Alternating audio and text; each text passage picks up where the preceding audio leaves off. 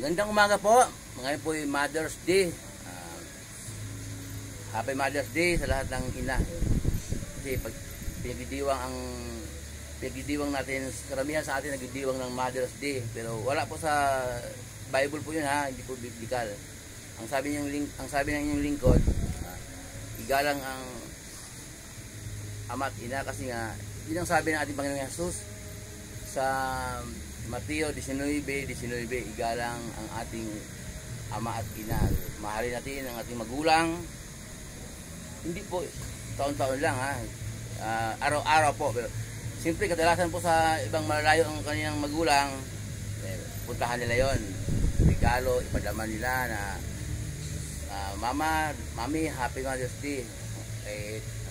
Okay naman yon. Pero ang pagmamahal po sa magulang, araw-araw po sa lahat ng oras hanggat buhay pa ang ating mga magulang. Ako po wala na akong magulang, patay na yung papa ko, patay na rin yung mama ko. Kaya sabi ko po noon na nung buhay pa sila, yung papa ko namatay sa Cebu. Doon sa Cebu namatay. Natapat na pandemic, hindi kami nakauwi noon. Mama ko naman dito sa Bulacan, namatay.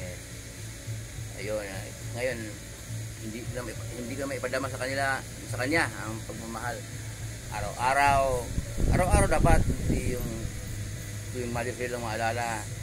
Pero tuwing Mother's Day, siyempre bibigyan mo ng cake o pasalubong o bulaklak, kasi hindi lang pwedeng araw-araw bigyan mo ng cake.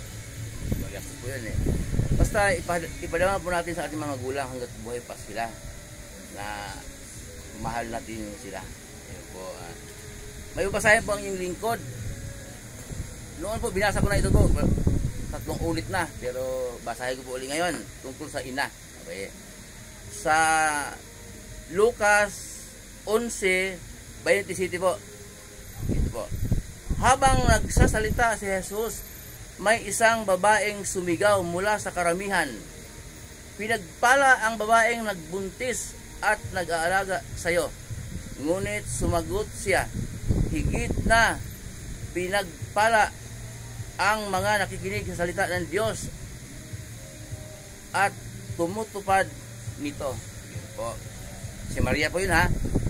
Si Maria ang tinutukoy dito dahil si Maria ang ina ng ating Panginoong Hesus. Kasi ang sigaw ng babae doon sa karamihan, pinagpala ang babaeng nagbuntis at nag-aalaga sa iyo. Sabi ng babae kay Jesus.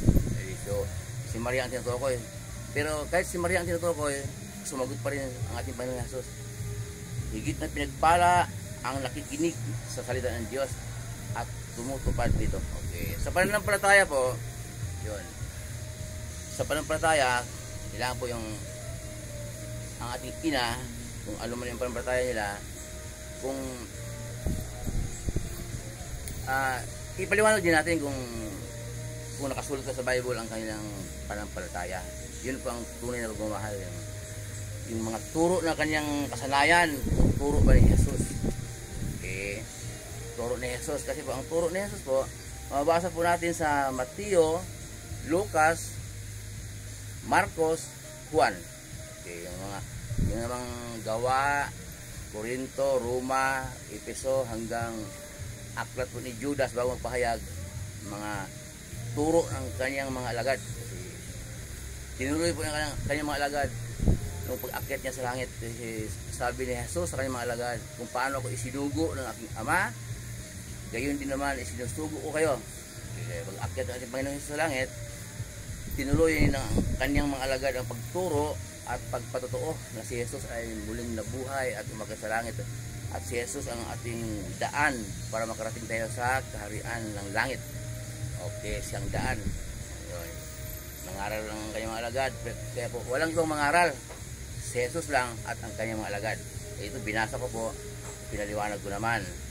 Nasa inyo na po yun. Kasi ang sabi dito, mas mapalad ang nakikinig sa salita ng Diyos at tumutupad nito. Okay, kaya po, yung ating ina, pagmamahal natin sa ating ina, kung ang pananampalataya niya ay hindi turo ni Jesus, ipaliwanag po natin sa kanya ang turo ni Jesus. Okay, kung hindi siya makinig, Okay, wala nating pananagutan kasi sabi nga ni Pablo, nasabi ko na ang dapat kong sabihin sa inyo, ang tinuturo sa akin ng Diyos. Apostol siya eh. Kaya, wala nang pananagutan siya kasi po legal po yun na kapag pinagkalooban ka ng Diyos ng kaunawaan, obligasyon mo na ihayag mo. Okay, kung ayaw maniwala sa'yo, wala ka nang pananagutan sa Diyos. Muli pa yung lingkod, si Chef Roy. Mabuhay po kayong lahat, magpalain po kayong lahat ng Diyos, sasamahan kayo ng Diyos kahit saan po kayo pupunta. Manalangin po tayo bago umalis.